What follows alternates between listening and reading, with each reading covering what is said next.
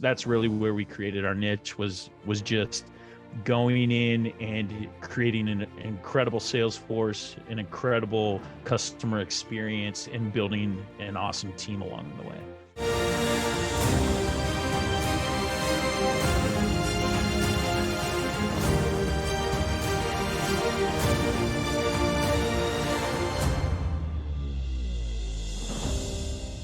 How's it going, man? How's everything? Good. How are you? Let me Good, get this. good. We're doing a back-to-back today. Yeah. By the way, congrats on the exit. Like, I have so many good questions I wanna ask. I mean, I'm excited. Sweet. Yeah, Awesome. we're excited to chat with you. Let me make sure I got this all lined up. Can you hear me well? Are those Jordan shoes in the background that you collect? Yeah, those are. Yep. Nice.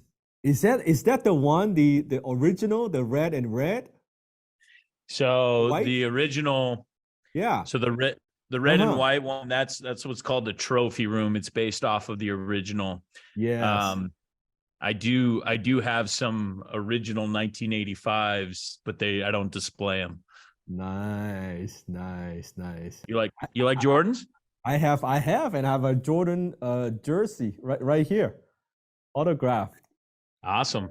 Yeah. Awesome. I don't collect a ton of sports, like just some Jordan stuff, some of the like Muhammad Ali boxing stuff. Not a ton, but that's a nice collection, man. Thank you. Yeah. My my office at my so this is my home office. My office at my commercial building. I got where it's under lock and key. It's like all behind like glass and stuff. So I got some pretty cool stuff there. Nice, man. Nice. So is that the main hobby that you collect, the like sports collectibles? So I do sports memorabilia. I do American history, and then I also do religious documents. Oh, interesting. Yeah. Interesting. So, what have you collected? Let me whip you around here. I don't know if you can see it over there. That's a Abraham Lincoln. That's a signed Abraham Lincoln document over there. Nice. So what other items do you have for like American history? So I have a signed letter from Nikola Tesla. I have a handwritten letter from Abraham Lincoln, George Washington. I have who else do I have? Thomas Edison. I have a written letter from Thomas Edison in which he references the milling of his first light bulb. Nice. Yes. I collect more entrepreneur type stuff. Mm-hmm. So, but it's very similar. Like I have that in my office as well. That's awesome, man. Cool. And of course, I'm a Marvel fan, so I collect, toys. Yeah. Very That's cool. Awesome, man. That's awesome. So I guess I think we'll do the interview with you first, and then we'll cut it, and then you can do the interview with me afterwards as the second part. Yeah. And if we can do it, so I use a different platform. You record this all on Zoom? Is that how you do all your stuff? Yes. Okay. Have you ever looked into Riverside?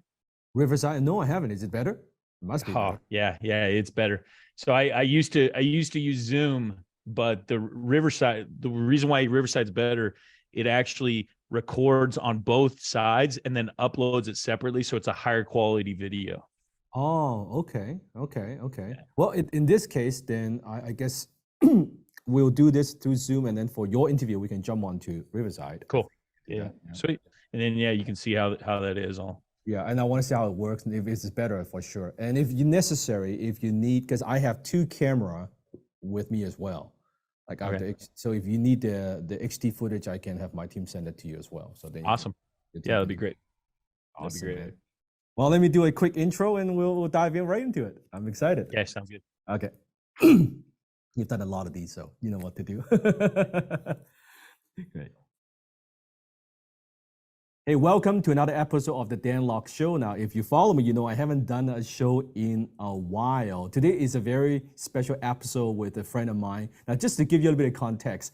So Chris actually texted me a few weeks ago, and we were like catching up, and he just recently had a big exit, which I'll go all into that. And we thought, hey, let's catch up. And both of us, we are content creators. And I thought of, hey, if we're going to catch up, might as well turn on the camera and actually chat and maybe create some good content out of it. Because I know we'll have some good conversation. So just to give you a little bit of background, right? Chris Lee is the founder and chairman of Sogen Power. Sogen, who employs over 1,300 team members, was recently recognized by Financial Times as the sixth fastest growing privately held company in the nation. This was all accomplished in under 5.5 years of being in business, which is spectacular. It's amazing growth. I definitely want to talk to Chris about like how he manages this growth. Of course, I'm sure there's a lot of chaos as well. So we'll go into that as an entrepreneur. And recently, Chris closed on a private equity deal that valued Sogen at $360 million, his second nine-figure exit in the last 12 months. So Chris, welcome to the show. How's it going? Things are exciting. Things is happening. Like it must have been pretty crazy in the last couple of years. Yes. It has. It's been crazy. I appreciate you having me on. We'll have some good discussion. Yeah, the last couple of years have been wild. Really, I mean, the last 5.5 years of building our business has just been a rocket ship, and so I'm excited to dive in deeper and have some good chats with you. Now, Chris, I remember at the time, I think it was a few years ago, that I had you on the show. I interviewed you, and the time you of course building the company. Talk to us about what fueled the growth in such a short period of time. What are some things that you did, or is it a marketing thing? Is it a business model strategy? Like, what created that kind of growth? Yeah, you bet. Yeah, it's interesting that the last time I was on your show, we had been in business a year and a half, and we had finished our first year in business with about $25 million in revenue. And it was we were on the rocket ship right then. But that's right. To answer your question, what fueled it? The interesting thing is like it wasn't an overnight success by any means. There was a lot of foundational things that happened before launching our business. From going out and starting businesses that failed, and then eventually going and working for other people and looking at it from a paid education standpoint. But I think, the biggest thing when you're building a business, it's really is the effort that's put into building a culture, because ultimately it's a culture that grows, not necessarily a business plan or a model or anything like that. And so, from day one in starting this business, we launched it out of my garage at my house. In fact, I'm sitting in my garage right now. This right here, my old podcast studio, is our old conference room that we used to utilize and run our business out of. And so, from day one, the focus was always on building a culture, creating core values, getting a vision that people could really buy into.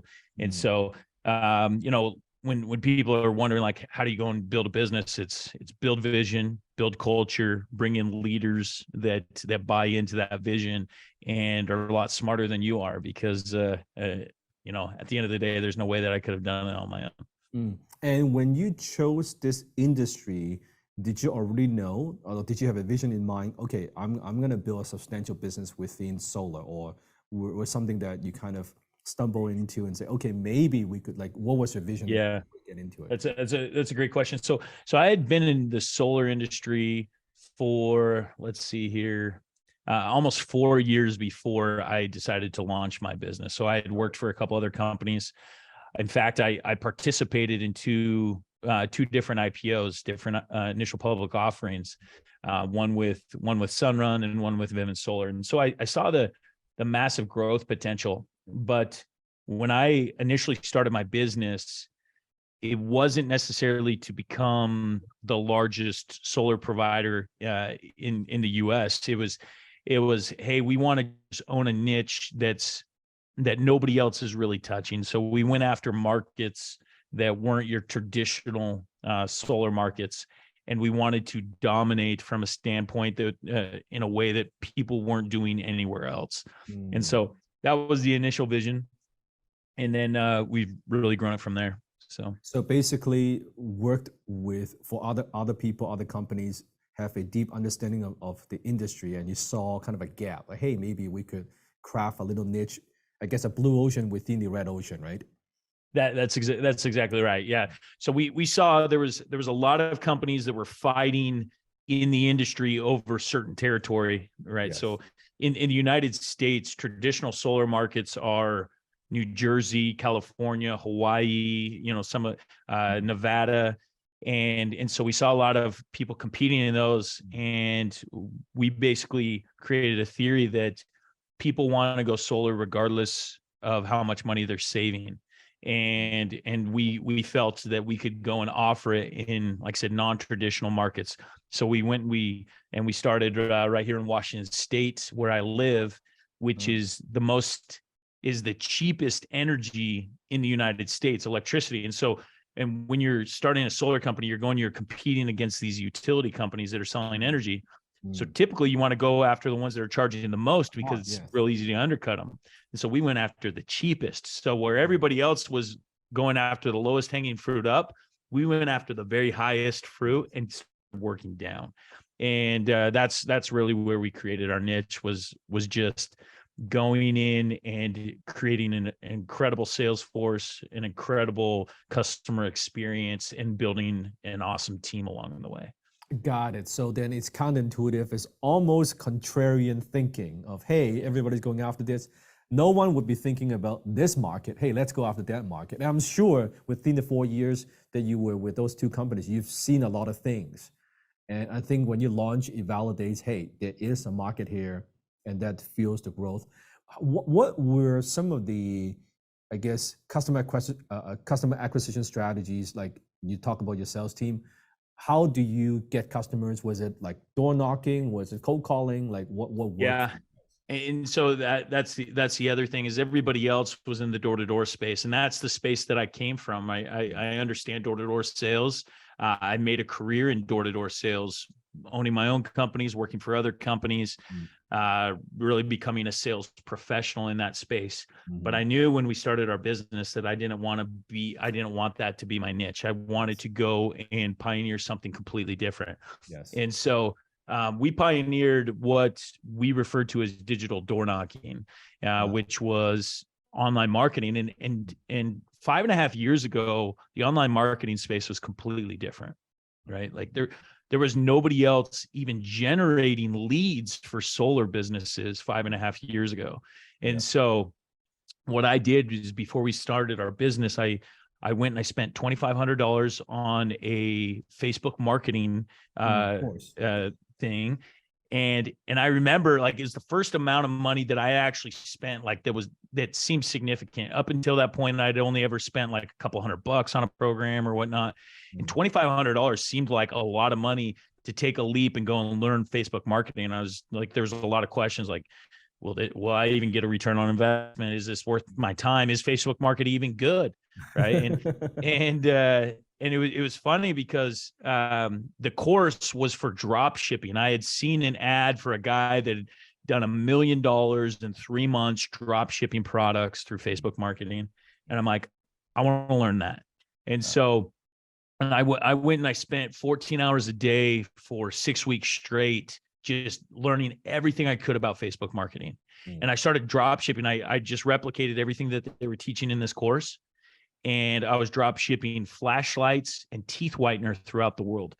And it was awesome because I started making some money doing it. It was just kind of like this one thing that I just really wanted to learn. I always loved the idea of online marketing. In fact, like 11 years ago in 2012, I started, right at the end of 2011, beginning of 2012, I started an SEO company.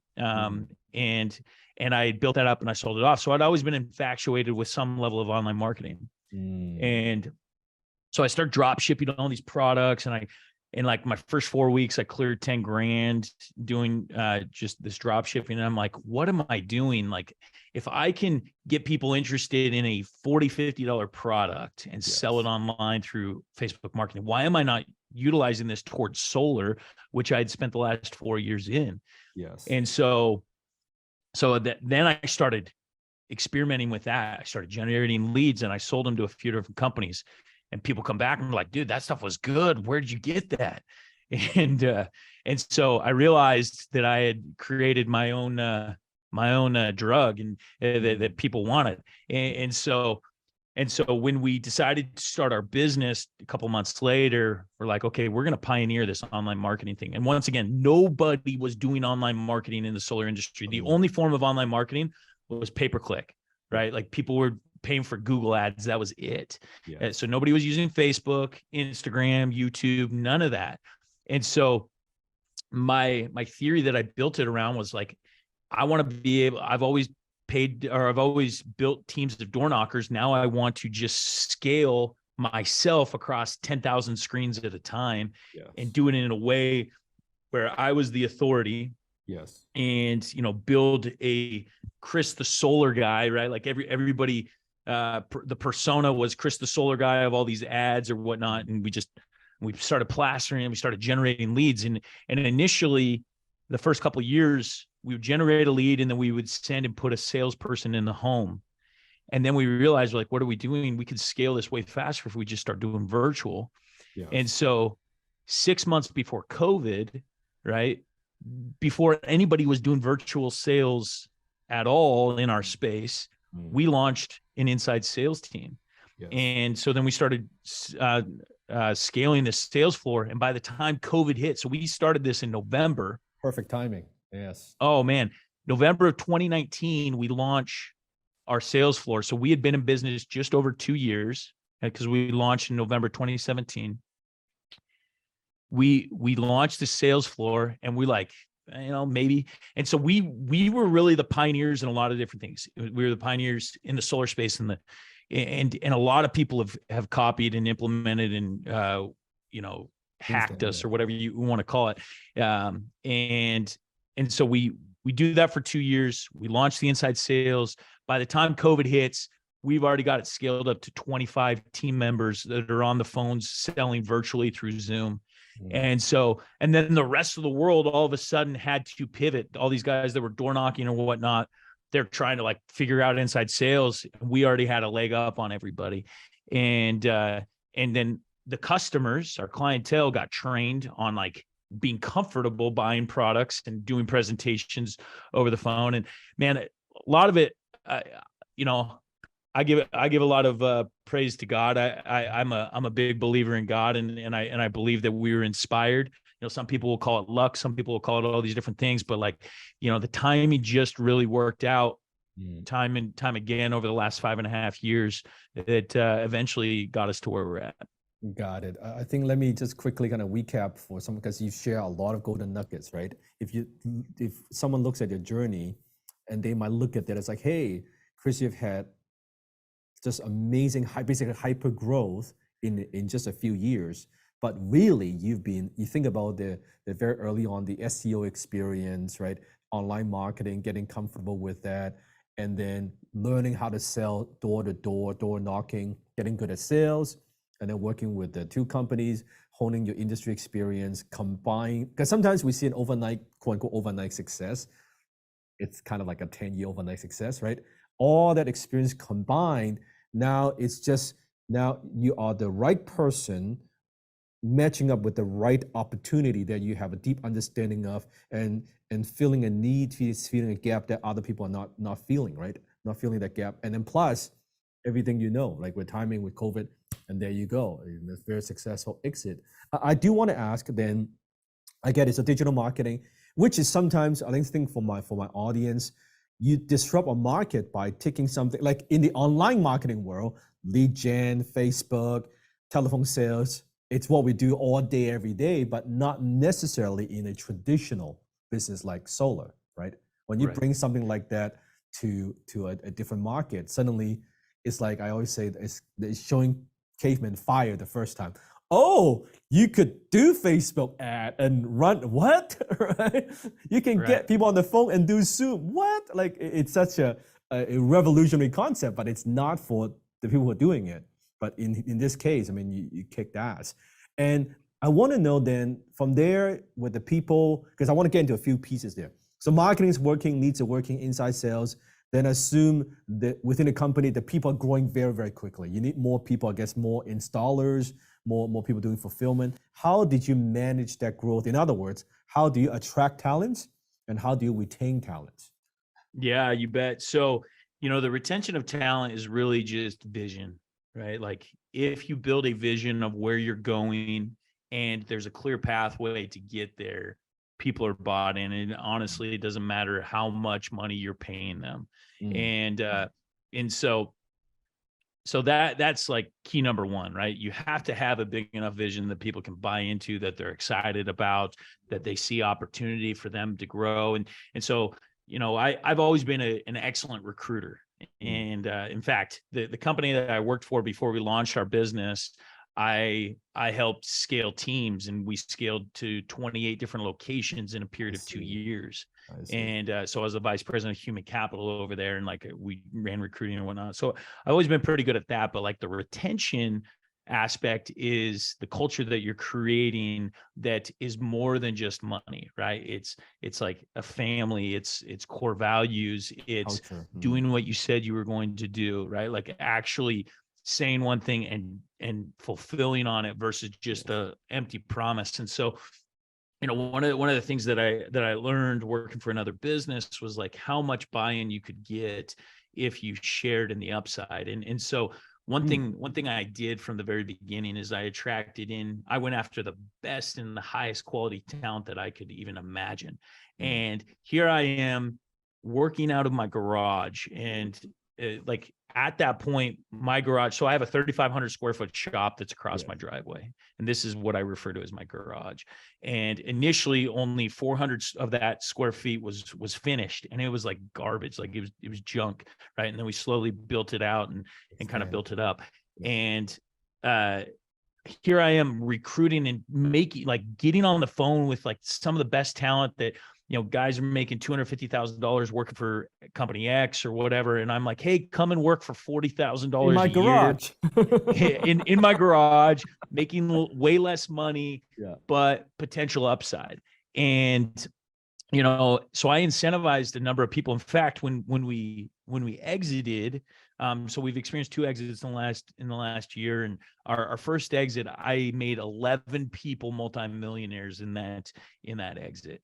And it was awesome, right? Like a lot of these guys had come in and bought into the vision when we were in the garage, and because we operated out of my garage for 2.5 years. I want to give, if we can unpack that a little bit, and you don't have to share exact numbers, Chris, but like example, did you offer them like equity upfront, or is it phantom equity, or is it stock options? Like what would you recommend an entrepreneur in terms of? Yeah, so I've actually taught this on a number of different stages, but I'm a big proponent for like real legitimate equity, but having good quality vesting periods. And so the way I always structured it is like, let's say we gave somebody 5%, or let's say 10% just for round numbers. Okay. And the way that I always structured it was, we will give you 50% of that at month 6. And then we will give you the other 50% at month 18. But all of it is contingent on working with us for 3 years. And there's a psychological aspect to those timelines. And this is what it is. 6 months is short enough where people can see like, hey, if I just go in and I buy into this, I'm going to get rewarded really quick, right? 6 months is not a long time, but 6 months is what I refer to as the honeymoon period, right? The honeymoon period is very real in any partnership or any type of, new venture or whatnot, where at the beginning of it, you're like, let's go take over the world. You're awesome. I'm awesome. Together, we're going to be awesome. Love each other. We love each other, right? But within 6 months, it is impossible not to overcome those feelings and get to where reality is. In 6 months, you're going to be able to see, does this person show up every day? Do they do what they say they were going to do? Are they a man or woman of their word? Are they building value? Are they doing exactly what I hired them to do? And so, and a lot of times you find out way before 6 months. You might find that out week 2, week 3, whatever. But 6 months is the perfect period. At month 6, you'll know, do I want to keep this guy or do I want to get rid of him? Yeah. And if you want to keep him, then you're forking out some equity. Mm-hmm. If you want to get rid of him, you're good. You don't give them anything. And then month 18 is also within that chunk. But the whole big part about it is they have to be on board for 3 years. If they leave at any point during that 3 years, they forfeit the equity back. The equity goes back. Now, during that time in which they're with you, they participate in distributions, right? They are a full-fledged equity partner. And so what I found is like, and it doesn't have to be 10%. It can be very much smaller than that, right? Like, and you could split that in many different ways, especially if you have a big enough vision in which you can show this person, hey, look, if we go and we exit at 100 million, 200 million, $1 billion, this is what this is going to be worth, right? 2%, it's going to be worth, $2 million. Right. And so, and getting people to buy in. And when you have that level of buy-in, these people will cut off their arm to work, and they'll put in the 80-hour weeks, and they'll take less of a salary, and they will do the things that are hard, like working out of a garage when there was no air conditioning and you have to literally put a cold towel around your neck. Like that was our legitimate initial, when we were running, people will make all kinds of sacrifices if they see the vision, if you get the complete buy-in, and if they have some upside in it. And so that's where I think is like been the secret sauce, is I was able to bring in people that had previous exits or whatnot, get them to come work for very low salaries, and just build a team of rock stars that I could go and build this together with. Did you choose a number of guys, kind of like a team of Avengers, right? A team of like super talents, superheroes, right. and you've got certain talent. You've done it in for this company. I want you to join me. And yeah, you're gonna take a little bit pay cut on the base, but you're gonna get equity. Our goals, 3 years, 5 years, we are gonna grow to this level, right? And then you'll be, and at the same time, great culture, great team, right? And then coming from you, hey, I've done this. I know we could do this. This is kind of our unique advantage. We're going to compete. So let's go. Let's come together. And that's kind of the story, right? Exactly. And the more detail and the more clear the vision, the better the buy-in, right? Like if I'm just like, yeah, we're going to go take over the world. It's like, well, how are we going to take over the world? Right? Oh, we're going to do it through X, Y, and Z, this marketing platform. We're going to, attack this geographic and this, and this, right? And then it's like bigger and bigger buy-in. And that's always been my unique ability, is be able to broadcast vision that's very clear and and very consumable, and people can get behind. And Chris, did you have in mind, in your mind back then, like, oh, these are the 10, 12 people I want. It would be great if I can get these 12. Or was like, well, let's just get 1 or 2 kind of really strong talents first. And then naturally after that, oh, so-and-so is on board. Maybe I'll be on board too. Like, what was that like? Yeah, that's a great question. So I believe, I don't know if have you read the book, The E-Myth? Yes, of course. Okay. So in the E-Myth, he talks about creating an org chart that's 5 years down the road. Yes. Right. And so when I started my business, and I had a co-founder, Daryl Kelly and Robbie Clyde, we got together and I said, look, this is the vision. 5 years from now, I want to have 500 employees. And so my vision was actually smaller than what it eventually became, but that's where we started. And we're like, okay, if you have, and you don't actually start with the amount of employees, you start with the amount of revenue that you want to be doing, right? Because if you have the amount of revenue and you know what the average sales rep can do in revenue, and then you go with like, principles based off of like a person can only manage 6 to 8 people, so on and so forth. And you build out that whole org chart. Yes. Now you begin to realize, okay, this is what I'm good at. This is what you're good at. This is what you're good at. Where are the gaps? And so, and then from there, we started bringing in talent. And initially it meant that I had 200 positions that were under my hat, and my business partner had 200 positions, so on and so forth. And then when we became overwhelmed, then we brought in somebody that could take off, and we always hired to our weakness, right? We never, because one of the things that a lot of entrepreneurs struggle with is that they want to hire somebody like themselves, right? Somebody that they enjoy being around, that has similar skill sets, everything like that. and so they're attracted to that person in the interview, where really you need the exact opposite, right? You need the person that's freaking an all-star in what you suck at and sucks at what you rock at, and then you figure out how to communicate and how to work with that person in that. And so initially, we had 3 or 4 positions that we identified, and we went after the best people that we knew in that space. Now, we didn't know everybody, but it was as we built up, and sometimes we were able to organically grow them up, and other times we had to headhunt. And I think that's one of the hardest things when you're going through this kind of rapid growth is like, naturally you want to give everybody that's been there since day one the opportunity to be able to grow into the next position. Yes. But the sad part is most people aren't ready for that. And so you have to hire from without and bring them within. And that is a hard transition to go through. I think that was probably like the most difficult thing for anybody, right? Is like, we're bringing in a guy that has 0 experience here, and he's going to be over you, who's been here for 2.5, 3 years and knows everything about our business. Right. And so, and then getting them trained up and everything like that. And so those were like some of the difficulties that we went through, but day one, we didn't know exactly, but we had a vision. We had a roadmap with that org chart. And, it really gave us the Northern Star to grow into what we have.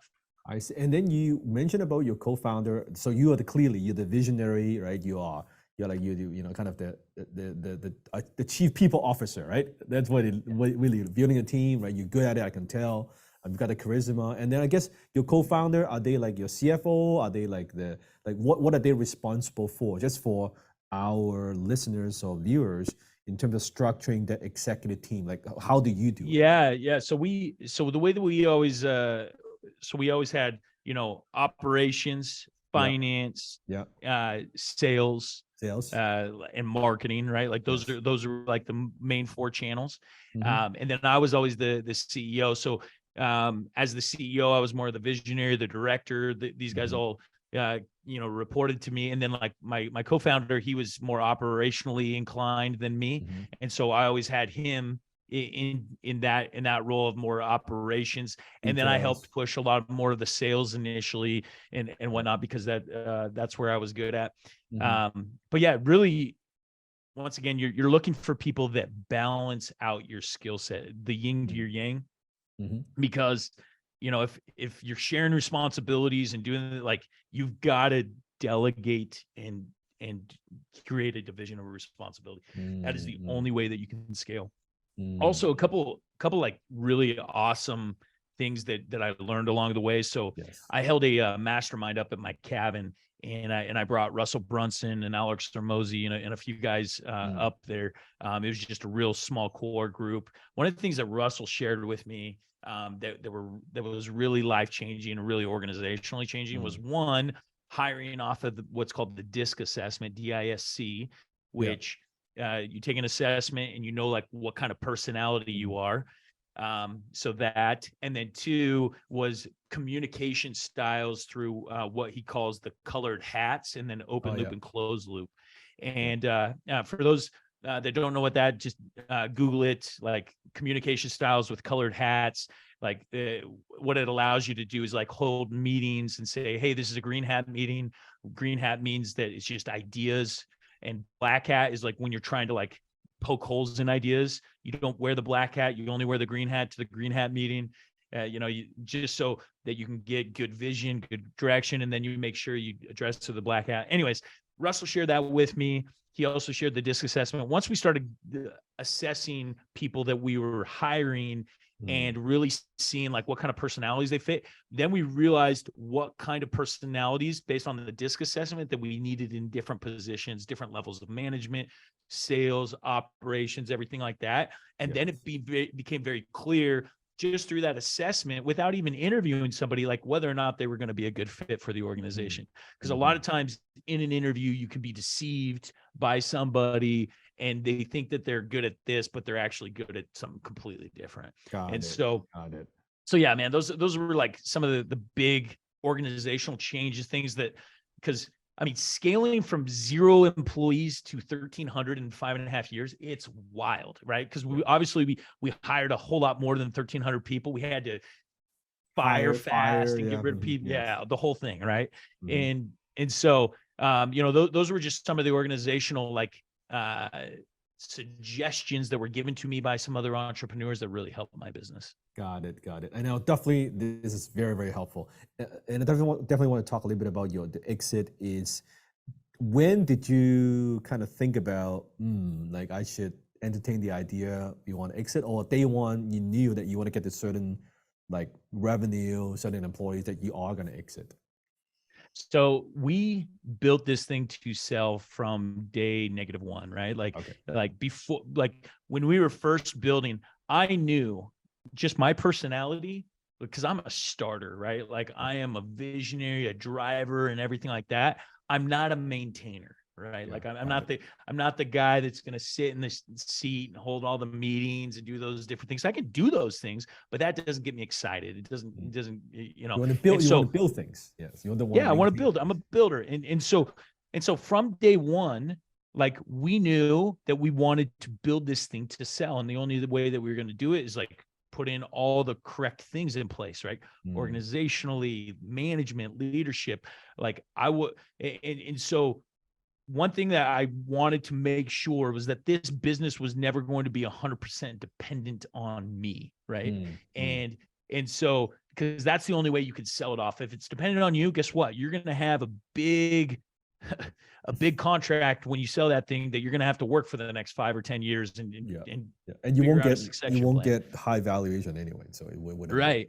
And so yeah, from day one, man, it was always about like, okay, how do we build out standard operating procedures? How do we make this we love people, we want to have the best people, but how do we make it non-people dependent, right? Where you can just plug in talent into a process and be able to make it in scale. And so that's what we were looking for. And from day one, I was preaching, hey, this is the strategy.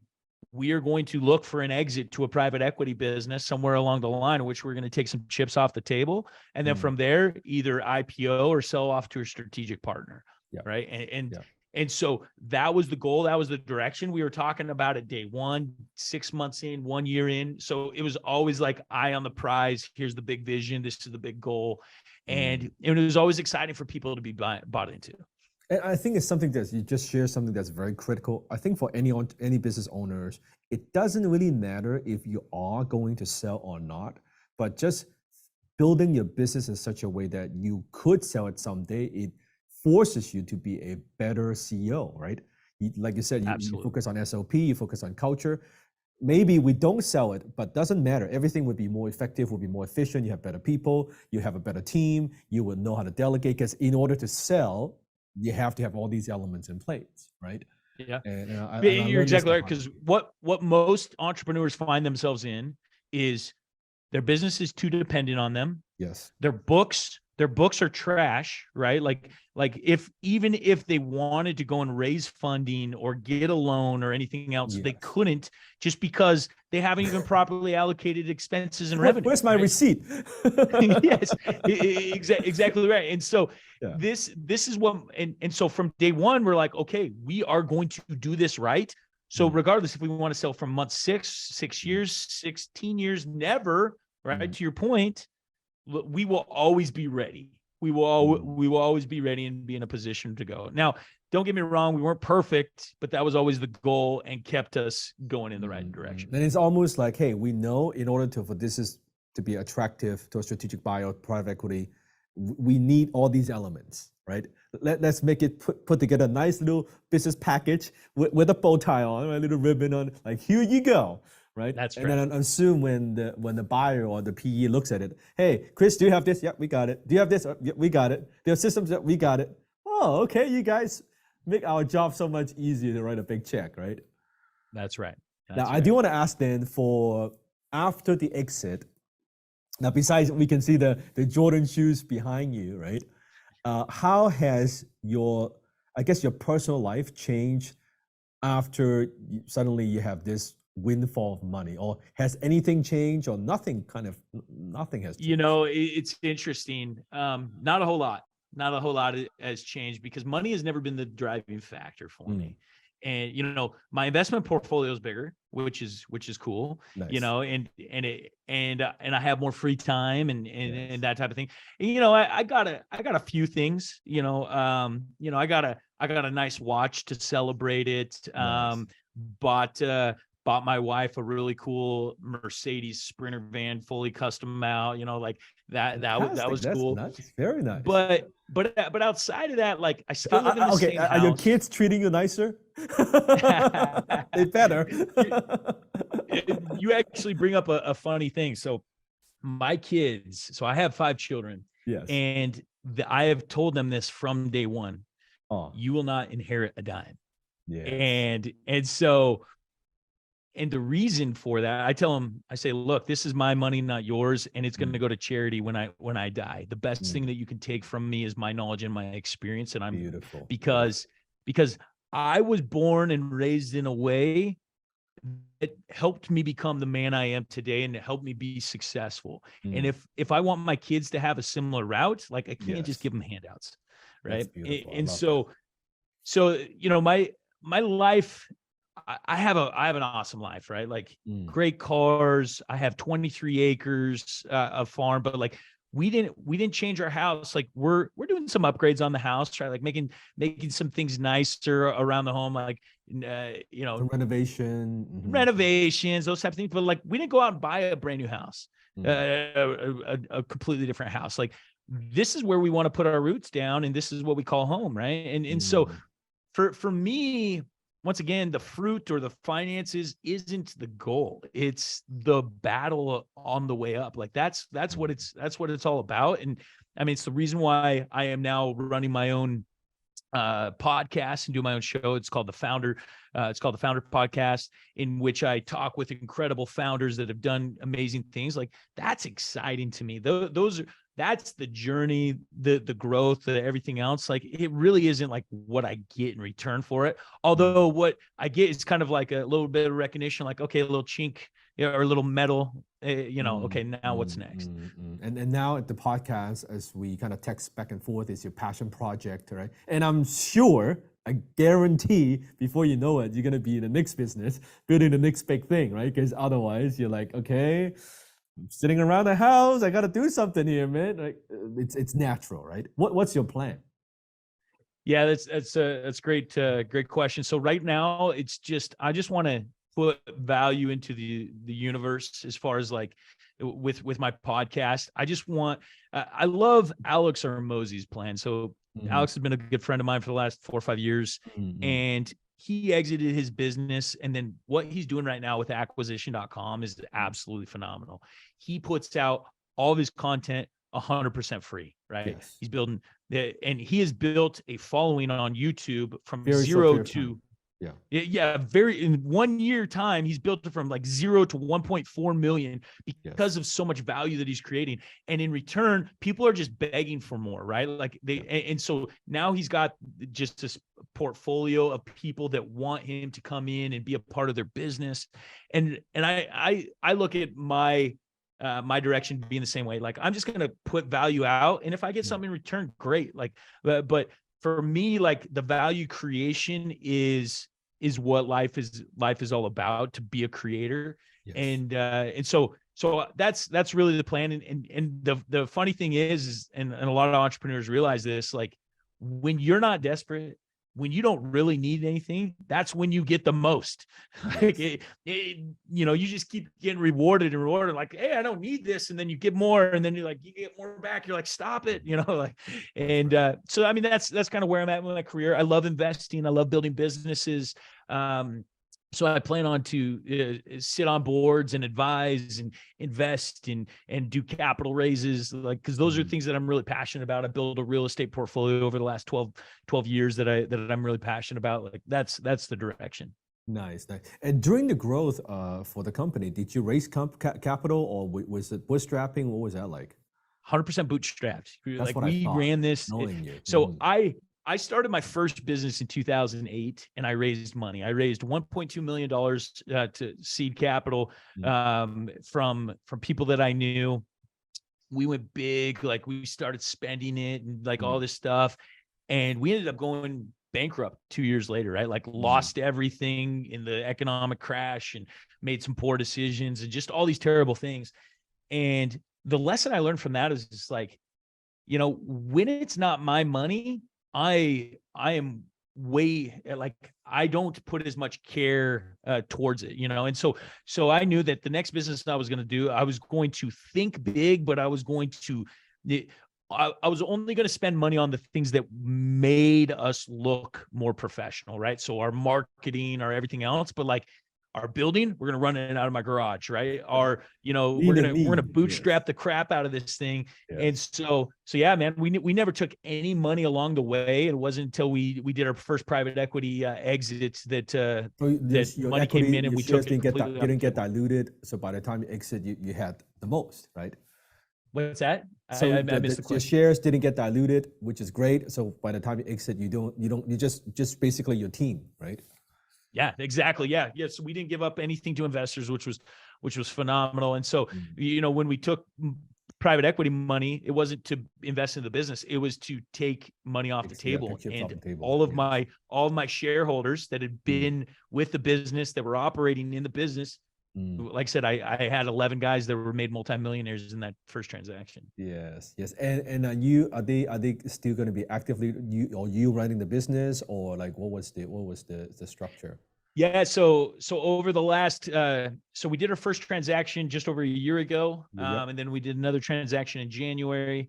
And then over the last few months, I have transitioned into the chairman role, promoted a CEO that is now running the business the day to day.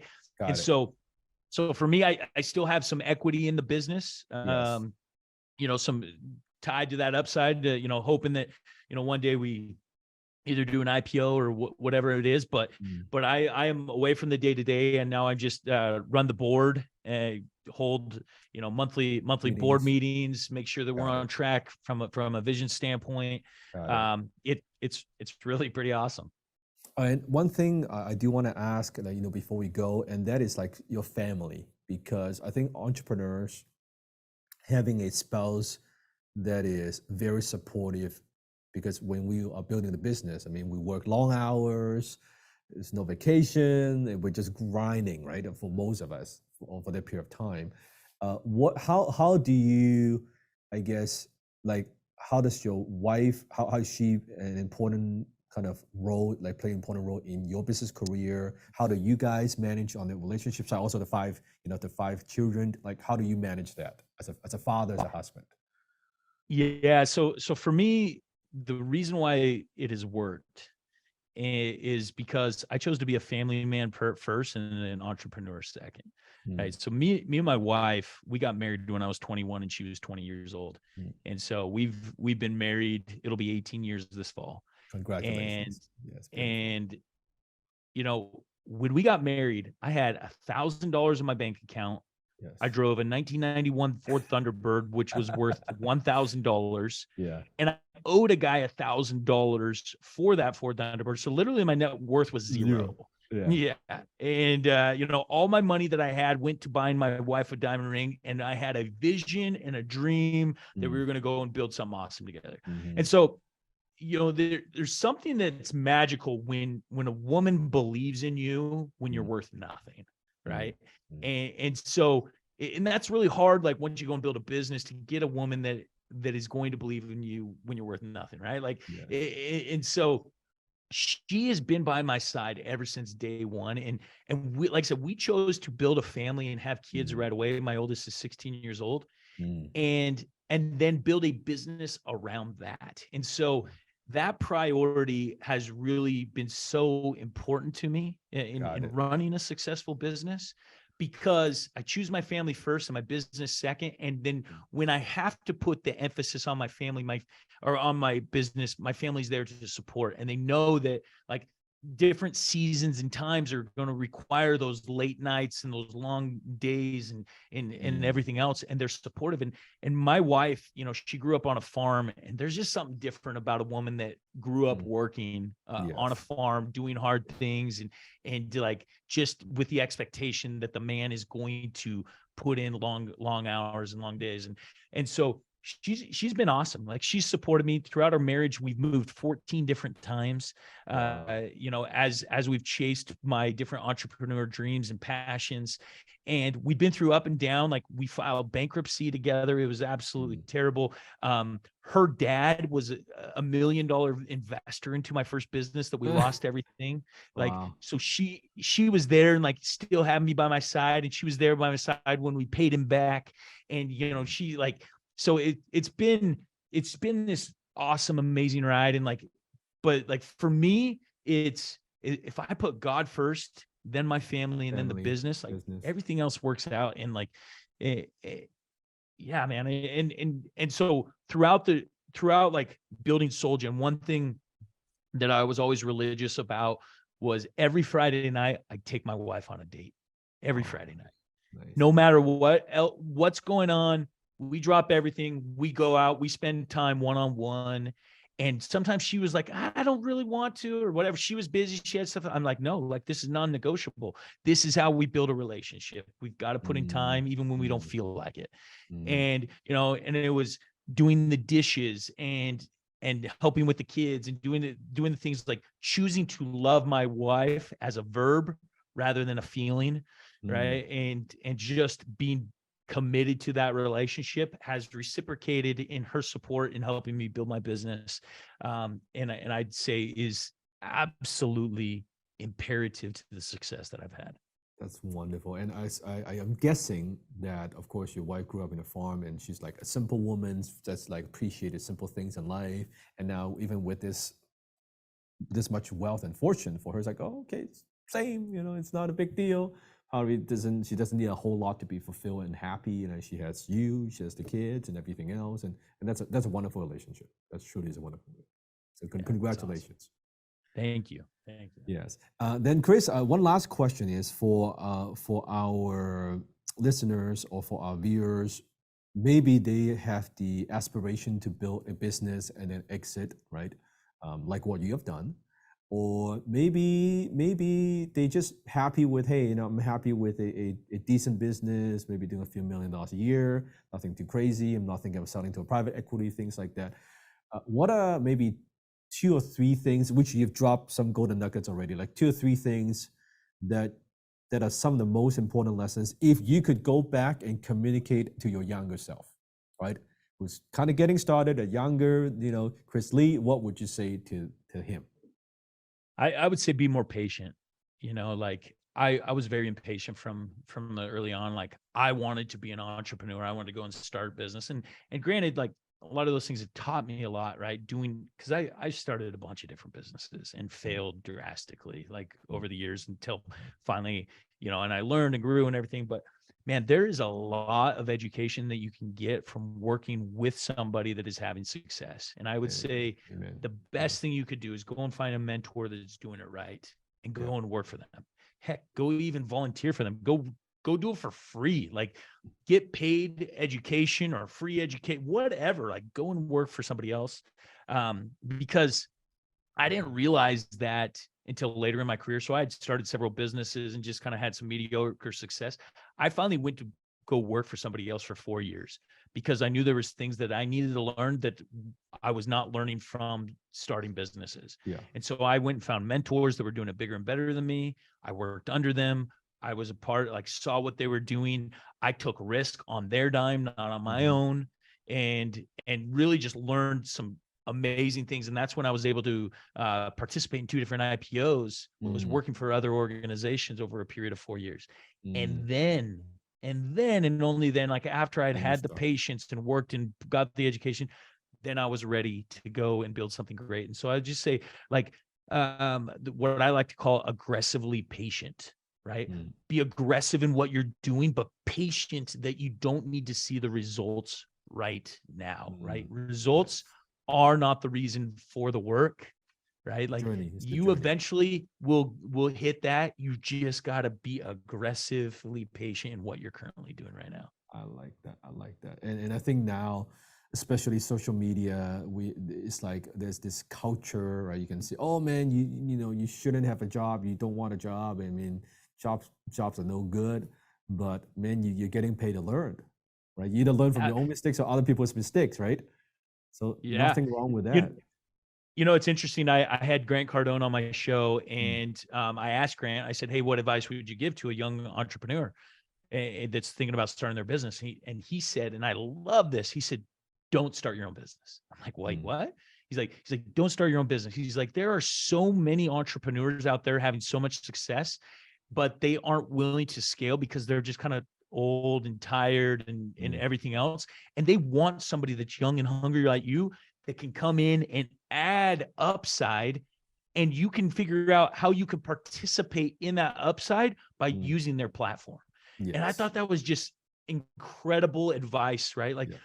there's entrepreneurs and there's intrapreneurs, and Yes. both of them have the ability to make a ton of money. Like being an Yes. intrapreneur in which you are employed and can participate in upside and everything else. It's like there's tons of opportunity out there. Well, And I just like would, your core team, right? yeah, exactly. Right? The core team that you made them multimillionaires. I mean, if they would have started their own solar company, could they have built that within this period of time? Maybe, maybe not, right? Right. But in this case, they're riding on your expertise and also leveraging the team, building something together, and they still, I mean, they got compensated very, very well. That's a perfect example of that.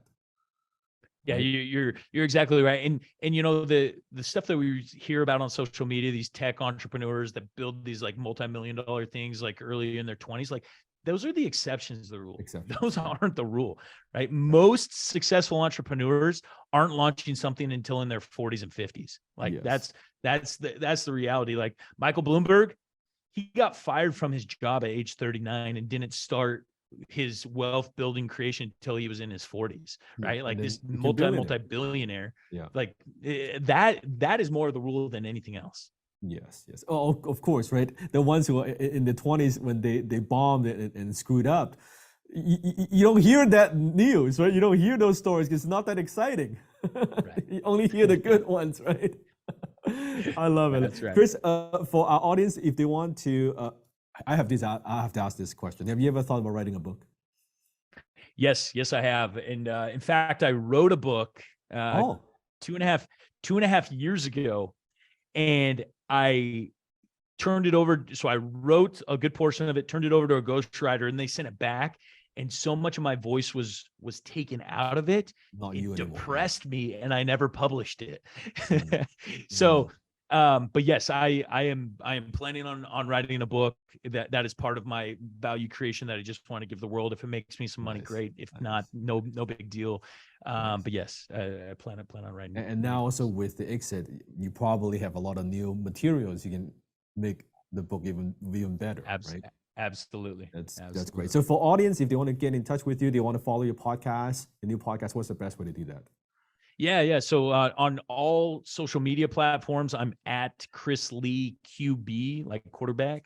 That's on TikTok, Instagram, Facebook, and then my new podcast. You'll find it on YouTube, Apple, Spotify. It's the Founder Podcast, and yeah, pop it in. You'll see my little smiling face on the front. Well, so happy to catch up with you, and I look forward to seeing your book. I think it's going to be fantastic. Please do send me a manuscript when it's done. I would love to take a look and review it, please. Absolutely. Awesome. Thanks, Thank you for having me on the show. Appreciate it. Great. Thank you, Chris. Appreciate it. Awesome story. Awesome. Love it. I love. I love also especially the compensation, which I think a lot of people don't talk about, how you reward your team. So that's awesome stuff, man. Thank you for sharing.